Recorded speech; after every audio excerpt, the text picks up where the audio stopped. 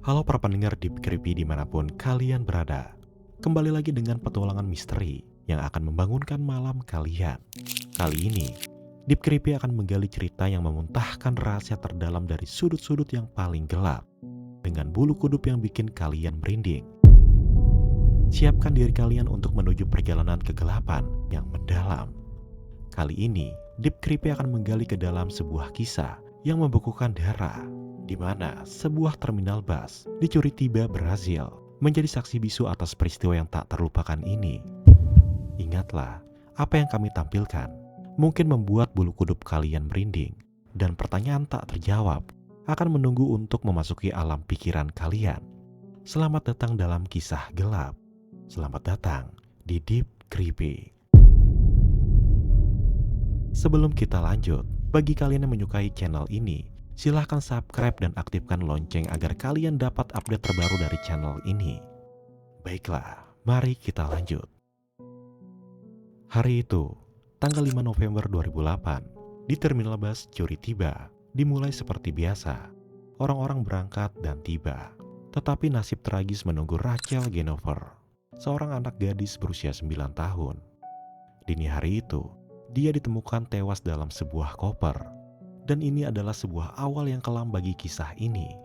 Di balik penampakan normalitas tersebut, barang itulah yang menarik perhatian petugas kebersihan terminal. Sebuah koper tua yang tertinggal begitu saja di sudut yang sepi. Koper itu terlihat biasa pada pandangan pertama. Tetapi, ketika seorang petugas mendekati dan mencoba mengangkatnya, sesuatu yang mengerikan terungkap.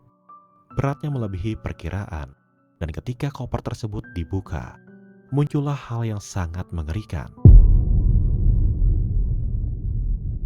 Di dalamnya, Rachel Genover tersusun seperti boneka di antara pakaiannya.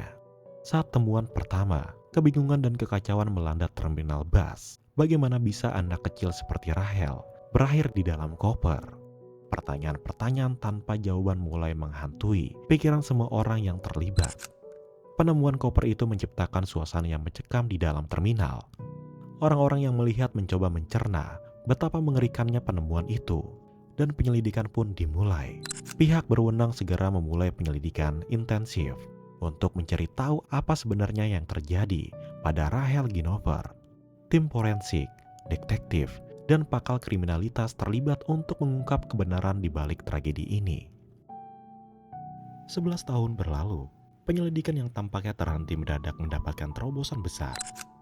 Pada tahun 2019, jejak-jejak genetik yang ditemukan di lokasi kejadian dan di tubuh Rachel mengarah ke satu nama, yaitu Carlos Eduardo dos Santos. Identifikasi pelaku ini membuka pintu baru dalam memahami latar belakang kejadian mengerikan ini. Meskipun Carlos sudah mendekam di penjara karena kasus-kasus lain, hukuman atas perbuatan terhadap Rachel Genover masih menantinya. Pada bulan Mei 2001, keadilan akhirnya ditegakkan dan Carlos dihukum 50 tahun penjara atas pemerkosaan dan pembunuhan anak kecil yang tak berdaya ini. Putusan itu tidak hanya menjadi penutup untuk Rachel dan keluarganya, tapi juga menjadi penanda bahwa keadilan masih ada. Hukuman ini membawa hembusan angin keadilan untuk Rachel Genover yang kehidupannya berakhir dengan cara yang sangat tragis. Meskipun tidak akan pernah mengembalikan kehidupan yang hilang, hukuman ini memberikan pesan kuat bahwa tindakan keji akan bertemu dan keadilan akan menang. Carlos Eduardo dos Santos, seorang predator yang kejam, ternyata sudah berada di balik jeruji besi karena beberapa kejahatan lainnya, termasuk diantaranya adalah pemerkosaan terhadap anak laki-laki dan anak di bawah umur lainnya. Dunia terkejut menyadari bahwa Carlos adalah pimpinan dari sejarah gelap ini. Sebuah kisah tragis yang mencoreng hati kita semua. Kematian Rachel Genover meninggalkan bekas yang tak terlupakan. Mari kita ambil waktu sejenak untuk mengingat sosok kecil ini dan berdoa agar dia menemukan kedamaian di alam sana. Sejauh ini, kita telah menyusuri jejak kisah kelam Rachel Genover, gadis kecil yang kehidupannya dipotong dengan cara yang begitu tragis di dalam sebuah koper gelap. Meskipun membawa luka mendalam bagi keluarganya, kematian Rachel akhirnya menemukan keadilan.